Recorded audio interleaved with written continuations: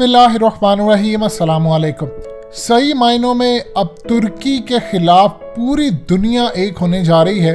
France के interior minister ने ऐलान किया है कि पूरे फ्रांस को सबसे बड़े हमलों की इस वक्त पेश की इत्तला कर दी गई है और उन्होंने कहा ये हमले मुसलमानों की तरफ से होने जा रहे हैं और इन हमलों के बाद फ्रांस की पूरी हिस्ट्री बदल सकती है। लिहाजा पूरे मुल्क के अंदर उन्होंने अलर्ट जारी कर दिया है। अब इसका ये मतलब है कि इस वक्त फ्रांस को पूरी तरह से शट डाउन करने का फैसला कर लिया है। देखिए, ऑलरेडी इन्होंने इमरजेंसी लगानी थी फ्रांस के अंदर। मजीद डिस्कस करने से पहले इस वीडियो को लाइक करें, हकीकत टीवी को सब्सक्राइब करें और बेल आइकन पर ज़रूर क्लिक करें। लेकिन अब उन्होंने जो नाम लिया है उसको डायरेक्टली ब्लेम करते हुए कहा है कि अब ये जो हमले होने जा रहे हैं पूरे मुल्क के अंदर, ख़ास तौर पर मजहबी जो जगह हैं उनको मुकम्मल तौर पर अलर्ट जारी कर दिया है और इस अलर्ट के बाद पूरा ब्लेम अब तुर्की पर लगाने की मुकम्मल तैयारियां हैं। देखिए, इन्होंने पूरी की पूरी ग्राउंड तैयार कर ली है।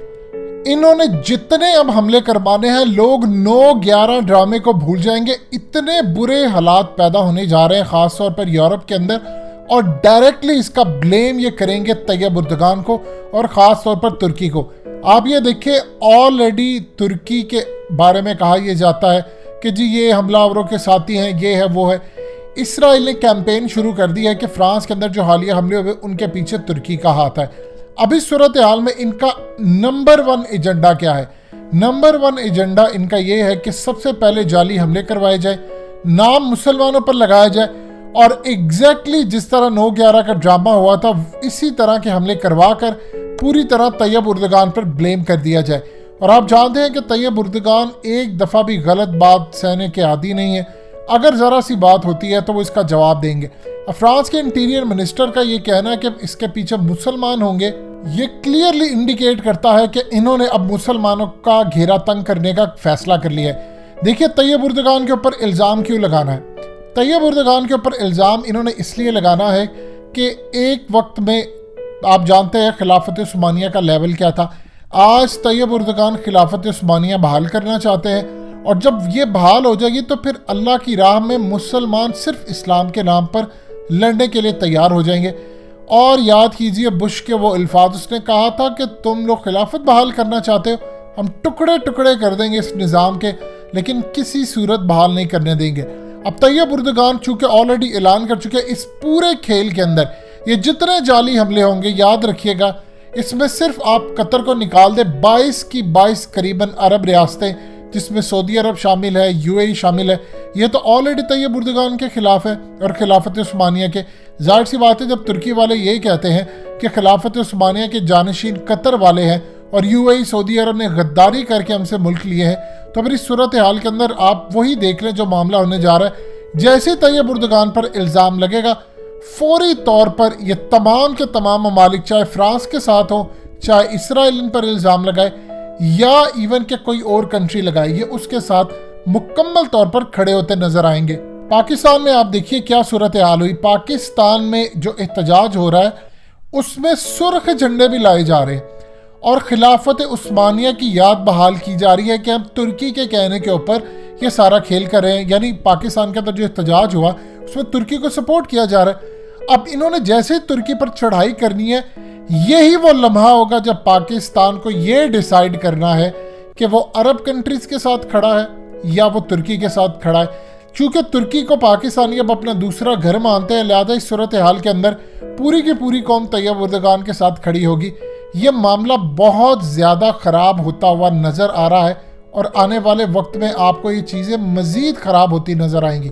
आप ये देखिए कि अब जाकिर नाइक ने सूरत तौबा की आयत नंबर 61 उसको पोस्ट किया सोशल मीडिया के ऊपर और उन्होंने जाकर ये बात की कि जो लोग हजूर पाक सल्लल्लाहु अलैहि वसल्लम, यानी कुरान कहता है कि नबी को अब्यूज़ करते हैं या तकलीफ़ देते हैं, इनके लिए दर्दनाक अजाब है। जैसे ही तैयब उर्दगान ने यह मामला किया, उसके बाद जाकिर नाइक ने इसको आवाज़ को पूरी तरह आगे ले जाने का फ़ैसला किया और उसके बाद क्या हुआ, अब पूरे का पूरा भारत इस वक्त जाकिर नाइक के खिलाफ मैदान में आ चुका है और इवन के जाकिर नाइक को कहा जा रहा है कि तुम बैक करे।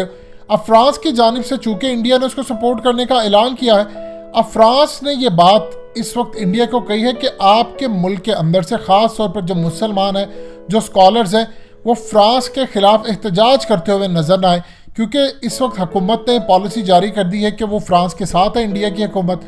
हकीकत टीवी का news channel science and health launch कर दिया गया है। कंप्लीट वीडियो देखकर नीचे डिस्क्रिप्शन में लिंक दिया गया है, इसको ज़रूर सब्सक्राइब कीजिए और हकीकत टीवी का साथ दें, शुक्रिया। लिहाजा इस सूरत हाल के अंदर इसीलिए महातीर मोहम्मद की ट्वीट्स भी उन्होंने डिलीट की है, जिसके अंदर उन्होंने ओपनली बात की है कि फ्रांस से बदला लेना बनता है।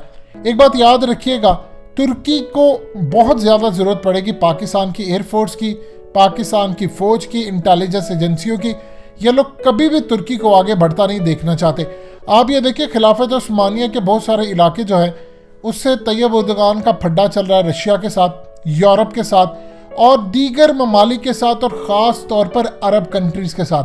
तैयब उर्दगान इस चांस को किसी सूरत खोना नहीं चाहते और उनका यही मानना है कुदरत ने आज तुर्की को कई 100 साल के बाद दोबारा अरूज में लाने का फैसला किया, क्योंकि अगर हम तुर्की के आखिरी कई साल देखें, चाहे आप 50 साल देख लें या 100 साल देख लें, तुर्की कमज़ोर होता जा रहा था खिलाफत उस्मानिया के दौर में, फिर टूट गया और आज देख लीजिए आज तुर्की अरूज पर जा रहा है। और उसकी वजह यह है कि अगर उसको वापस खिलाफत उस्मानिया बहाल करनी है तो उसे मुस्लिम उम्मत का ब्लॉक बनाना पड़ेगा। आप ये देख लें, दुनिया के अंदर 2 ही ममालिक को टारगेट किया गया है जब से ये गुस्ताखाना खा के आए हैं, एक तैयब उर्दगान को, फिर उसके बाद इमरान खान को टारगेट किया गया है। और आप ये देख लें कि इमरान खान को टारगेट करने के बाद मुल्क के अंदर आपके फिजा किस तरह की कायम हो गई है, यानी आपकी फ़ौज को टारगेट किया जा रहा है। ये असल में उसी कैंपेन के मुख्तलिफ एजेंडाज होते हैं जिनको आपने यूज़ करना होता है कि आप इतने कमज़ोर हो जाएं कि पूरी दुनिया के ऊपर आपकी आवाज़ न सुनी जा सके। अब देखिए, जैसे इमरान खान ने लेटर्स लिखे उस उम्मत मुस्लिमा के लीडर्स को, मुस्लिम ममालिक के लीडर्स को, आप ये देखिए उसके फौरी बाद मैक्रन ने मोदी से बात की कि आप हमारी सपोर्ट करें, क्योंकि आप जानते हैं राफेल डील और ये तमाम चीज़ें इनके दरमियान हुई और उस वक्त मोदी ने ऐलान कर दिया कि हम खड़े हैं फ्रांस के साथ। इवन यहाँ तक उन्होंने ऐलान कर दिया कि हम फ्रांस के साथ नहीं खड़े, हम उस गुस्ताखाना कार्टून बनाने वाले के साथ भी खड़े हैं। लिहाजा तैयार रहें, फ्रांस के अंदर नहीं पूरे यूरोप में बड़े जाली हमले होने जा रहे हैं। इसका इल्ज़ाम पाकिस्तान पर भी लग सकता है, इसका इल्ज़ाम तुर्की पर भी लग सकता है और उसके बाद पूरी दुनिया तुर्की पर चढ़ाई के लिए तैयार हो जाएगी। लिहाजा पाकिस्तान की फ़ोर्स को इदराक है इस बात का, हमारी एयरफोर्स को, हमारी इंटेलिजेंस एजेंसियों को और पाकिस्तान की अफवाज को। एक चीज़ ज़हन में रखिएगा, हमारा तुर्की के साथ कोई रिटर्न एग्रीमेंट नहीं है, लेकिन हमारी तुर्की के साथ खामोश अंडरस्टैंडिंग है कि अगर खुदा न खासा तुर्की पर किसी तरह का कोई हमला हुआ तो पाकिस्तान की फ़ौज, एयरफोर्स और हमारी नेवी हर तरह से मदद के लिए तैयार होगी और इस सूरत हाल में किसी सूरत हम पीछे नहीं हटेंगे। इस वक्त तुर्की को अगर सबसे ज़्यादा किसी चीज़ की ज़रूरत है तो वो है पाकिस्तान की फ़ौज की और एयरफोर्स की। उसकी वजह ये है कि बहुत सारे पायलट जो हालिया बगावत हुई थी तुर्की में, इन्होंने उसकी आड़ के अंदर निकाल दिए जो ये समझते थे लिंक था उस पूरे एक टोले के साथ। लिहाजा एयरफोर्स की ज़रूरत है और आप जानते हैं कि ये जो अब बड़ी जंगें होनी है इसमें एयरफोर्स का किरदार सबसे ज़्यादा है।